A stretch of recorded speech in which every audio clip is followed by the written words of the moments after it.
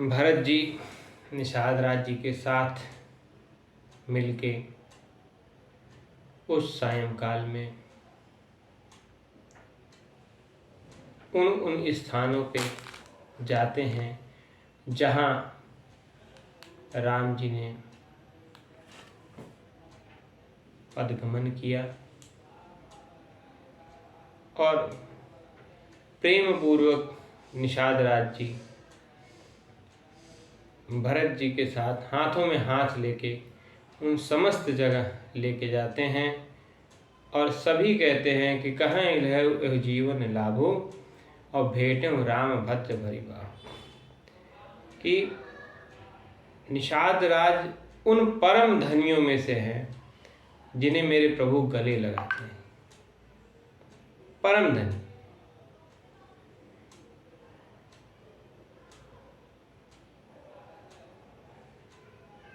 निषाद राज जी ने अपने सेवकों से समस्त अयोध्या वासियों को रुकने का सुंदर इंतजाम कराया। सब गंगा जी के घाट के आसपास ही रुके ताकि माँ गंगा का परम पवित्र दर्शन होता रहे। करहि प्रणाम नगर नर नारी मुदित ब्रह्म मैं बारी निहारी। तो एक तरह से राम जी ने अयोध्या वासियों को भी पुण्य देने के लिए,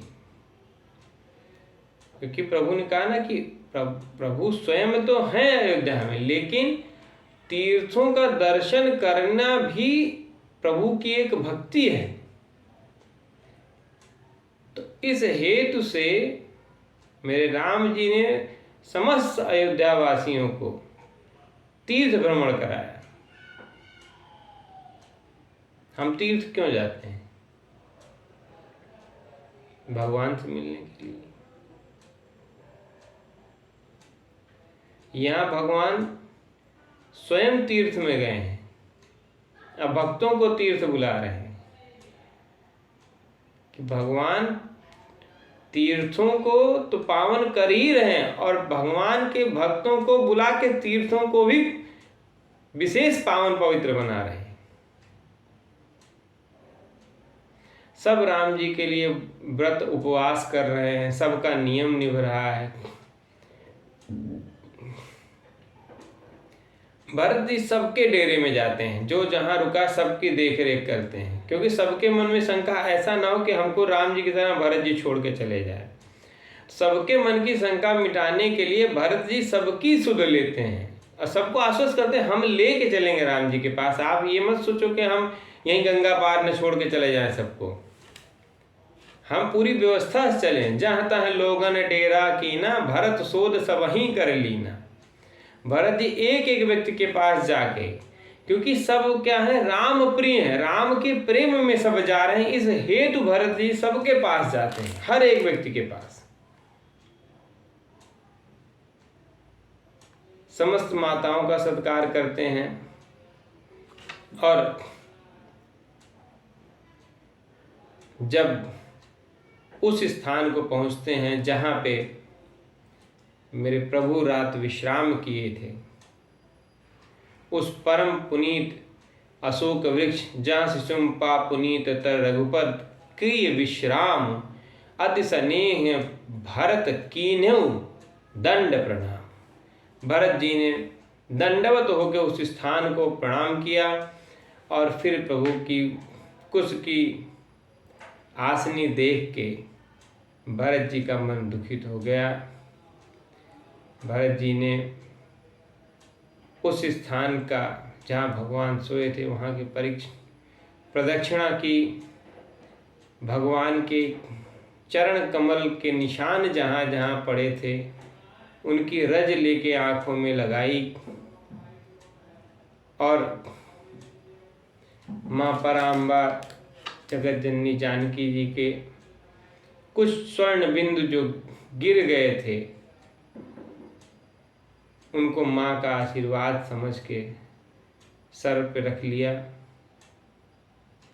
कनक बिंदु दुई चारिक देखे, राखे शीस सीय सम लेखे। माँ का आशीर्वाद समझ के उनको सर पे रखा और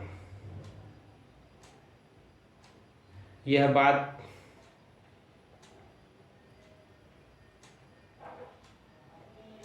समस्त अयोध्या वासियों में फैल गई कि भगवान जहाँ रुके थे उस स्थान पे भरत भैया गए हैं। सभी ने उस स्थान की परिक्रमा की। सबको लगा कि राम जी स्वयं साक्षात उस स्थान पे अभी भी बैठे हैं और सबको आशीर्वचन दे रहे हैं। पूर्ण ब्रह्म परमात्मा राम जन्म जग कीन उजागर, रूप शील सुख सब गुण सागर। पुरजन परिजन गुरु पितु माता, राम स्वभाव सबहि सुख दाता। तो प्रभु का स्वभाव क्या है? सबको सुख देना। तो पिछली बार प्रभु क्यों नहीं सबको लेके गए थे जब भगवान के साथ सब जाना चाह रहे थे? क्योंकि भगवान जान रहे थे कि इस समय जो सब साथ जा रहे हैं ये सबको दुख मिलेगा। सब दुखी थे, इस कारण सब तमसा जी के तट पे पहुंच के ही सो गए और यहाँ सब परम सुखी भाव से जा रहे हैं। यहाँ नींद नहीं आ रही किसी को। लोग राम जी की प्रशंसा करते हुए, व्रत नियमों का पालन करते हुए एक दूसरे के साथ यही सोचते हैं कि रात कब बीते हम फिर सुबह चल पड़े।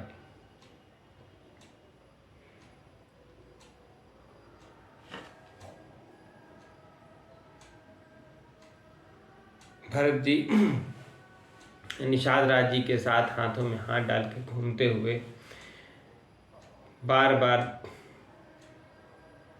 अपने आप को अभागा और अपने आप पे लांछन लगाते हैं।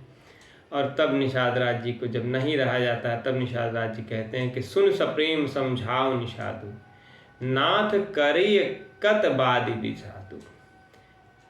क्योंकि यही वो जगह है जहाँ पे लक्ष्मण जी ने निषाद राज जी को ये कहा था कि को न को सुख दुख कर दाता, और निज कृत कर्म भोग सब भ्राता। निषाद राज जी उस लाइन को पकड़ के बैठे हैं। निषाद राज जी कहते हैं कि राम तुम्हें प्रिय तुम प्रिय राम ही।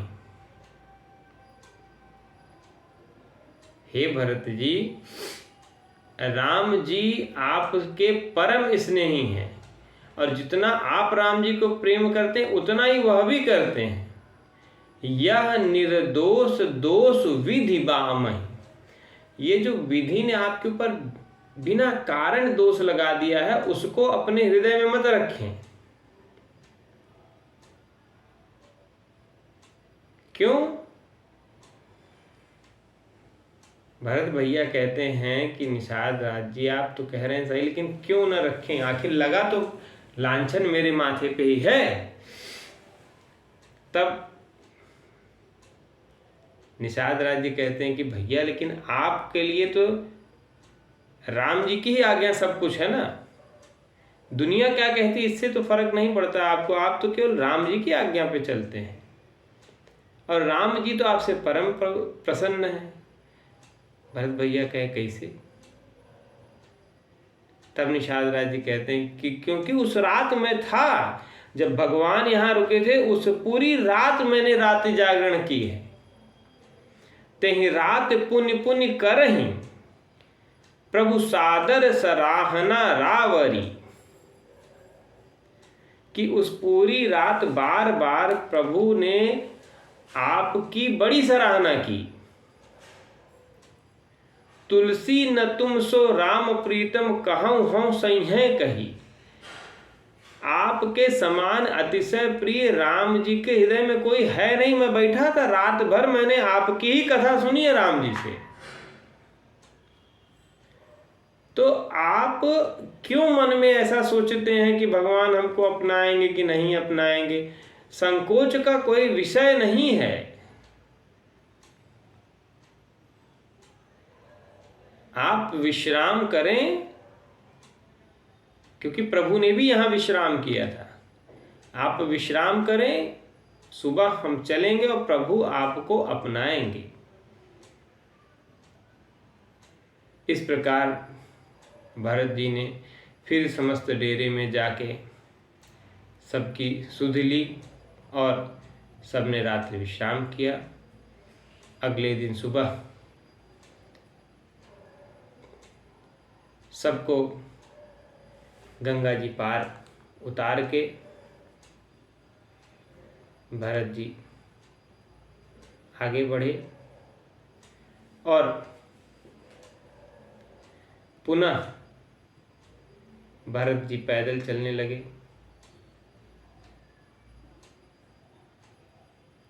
समस्त प्रजा कहती है कि आपको अब पैदल नहीं चलना चाहिए, अब आपको रथ पे ही चलना चाहिए। लेकिन भरत जी नहीं मानते हैं और भरत जी कहते हैं कि हमको अब पैदल चलने दें। अब देखिए, यहाँ बड़ी अगम्य बात है। जैसा गोस्वामी जी ने लिखा, अयोध्या से तो भरत जी रथ से आए, लेकिन जहाँ माँ गंगा का दर्शन किया तो मन में राम जी की जो लहर दौड़ी। अब भरत भैया रथ पे बैठ नहीं पा रहे हैं, बार बार कहने के बाद भी यहाँ भरत भैया रथ पे नहीं बैठे और कहते हैं कि सिर भर जाऊं उचित अस मोरा और सब ते सेवक धर्म कठोरा। इतना बड़ा लाव लश्कर है, भरत जी ने सबको आगे कर दिया। किसी को कोई भरत जी के पास नहीं रहेगा, सब आगे, भरत जी सबसे पीछे।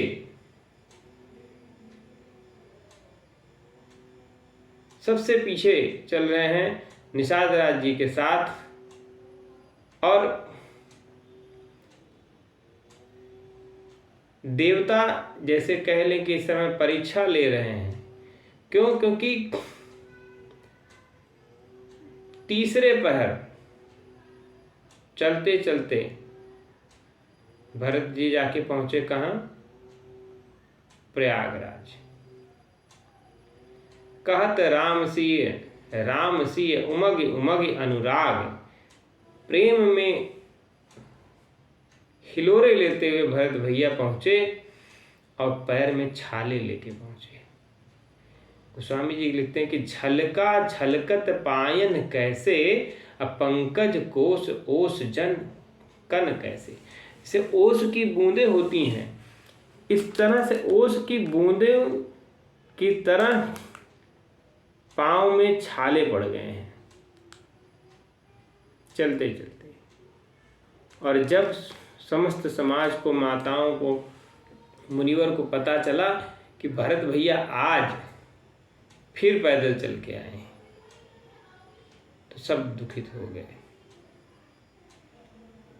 सब ने फिर समझाया कि अभी लंबा सफर है, प्रभु ऐसा न करें, साथ चलें, पैदल न चलें। वशिष्ठ जी को पता चला, वशिष्ठ जी ने समझाया, सब ने समझा के गंगा प्रयागराज माँ गंगा, माँ यमुना, माँ सरस्वती के संगम में समस्त अयोध्या वासियों ने स्नान किया। पीछे भरत भैया ने स्नान किया। जब पता चला कि सब ने सुखपूर्वक स्नान कर लिया है, सब ही सितासित नीर नहाने, दिए दान महिषुर सम्माने। विधि प्रकार सबको दान दिया, समस्त ब्राह्मणों का सत्कार किया और पुनः पुनः तीर्थराज प्रयाग की पूजा करके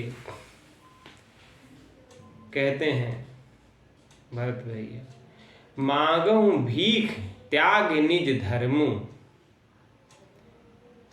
क्यों? क्योंकि भरत भैया क्या है, मांगना, रघुकुल की परंपरा में मांगना नहीं है, देना है। इसलिए कहते हैं कि मांगहु भीख त्याग निज धर्म। आज मैं अपना धर्म त्याग के, हे प्रयागराज, हे प्रभु, आज मैं आपसे भीख मांगता हूं। क्या? आरत काहि न कर्म को कर्म, कि दीन मनुष्य क्या नहीं करता है नाथ, ऐसे ही इस प्रकार मुझको दीन समझ के अस जिय जानी सुजान सुदानी। इसलिए आज आप उत्तम दान स्वरूप वह दान दें जो मैं मांगता हूं, सफल करहीं जग जाचक बानी। और क्या चाहिए? अर्थ न धर्म न काम रुचि, गति न चाहूं निर्वाण। क्या चाहिए? अर्थ नहीं चाहिए ना, अर्थ चाहिए नहीं। अभी दान दिए, बहुत दान दिए हैं, अर्थ नहीं चाहिए नाथ। धर्म क्या है ये हमको पता नहीं। हमारे लिए धर्म तो बस यही है कि राम जी की आज्ञा ही धर्म है। तो धर्म जान भी लेंगे तो कर नहीं पाएंगे। प्रभु की आज्ञा ही भरत जी के लिए धर्म है, दूसरा कोई धर्म है नहीं। तो धर्म लेके क्या करेंगे? काम, भरत जी परम संत, काम से वास्ता ही नहीं। अर्थ न धर्म न काम रुचि, गति न चाहूं निर्वाण। जाना कहाँ है? कहीं नहीं। भैया के साथ, राम जी के साथ रहना है तो कोई गति अलग चाहिए नहीं, निर्वाण चाहिए नहीं। तो चाहिए क्या? जन्म जन्म रति राम पद, जन्म जन्म रति राम पद, यह वरदान न आन। क्या चाहिए? कि हर जन्म में प्रभु के चरण कमलों में प्रीति बनी रहे। जन्म जन्म रति, कभी ऐसा ना हो कि प्रभु के चरण कमल से दूरी हो। क्यों आज ये दूरी बनी? हमने कभी सोचा नहीं था कि मेरे प्रभु, मेरे इष्ट के साथ में कभी मेरी दूरी हो सकती है। कभी सपने में नहीं सोचा था कि भैया मेरे कारण बन जा सकते हैं। तो इस विधि के विधान में कुछ भी हो सकता है। इसलिए आज आपसे मांग रहा हूँ नाथ। क्या मांग रहा हूँ? कि जन्म जन्म रति राम पद, कि कुछ भी हो प्रभु के चरण कमलों में प्रीति बनी रहे, बस यही वरदान चाहिए।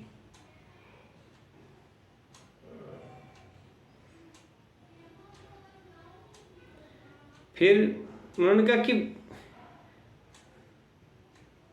समझें तो समझें, जानहु राम कुटिल करि मोहि। अगर प्रभु भी मुझे कुटिल समझें, लोग कहूँ गुरु साहिब द्रोही। अगर कोई मुझे गुरुद्रोही या स्वामी द्रोही कहे तो कहें, लेकिन आपके प्रभाव से हे तीर्थराज, सीताराम चरण रति मोरे, अनुदिन बढ़ाऊं अनुग्रह तोरे। आपकी कृपा प्रताप से अपना धर्म छोड़ के यही मांगता हूं कि प्रतिदिन दिनों दिन मेरे हृदय में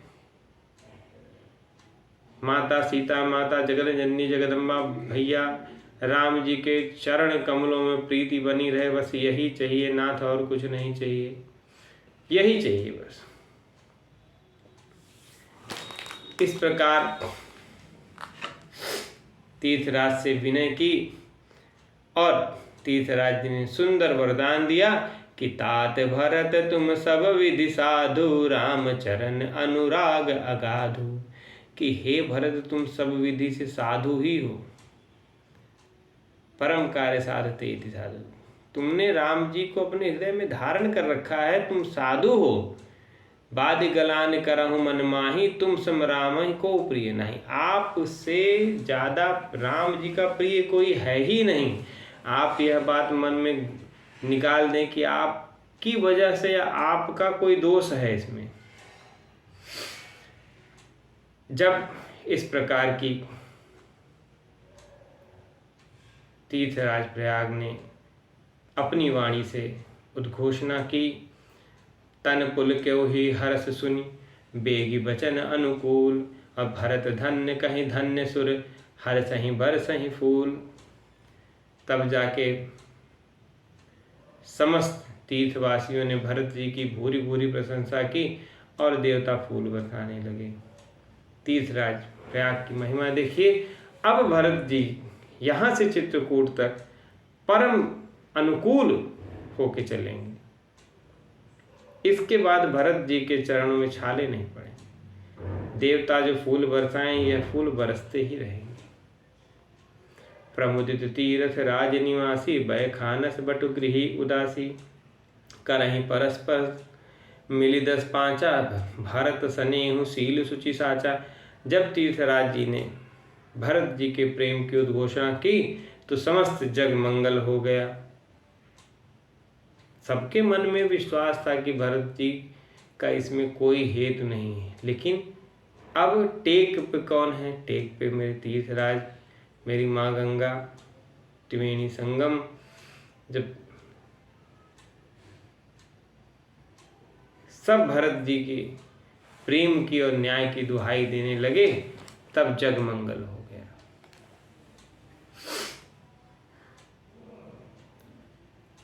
इस प्रकार भरत जी भारद्वाज मुनि के आश्रम पहुंचे। अगली कथा अगले दिन, तब तक के लिए जय श्री राम।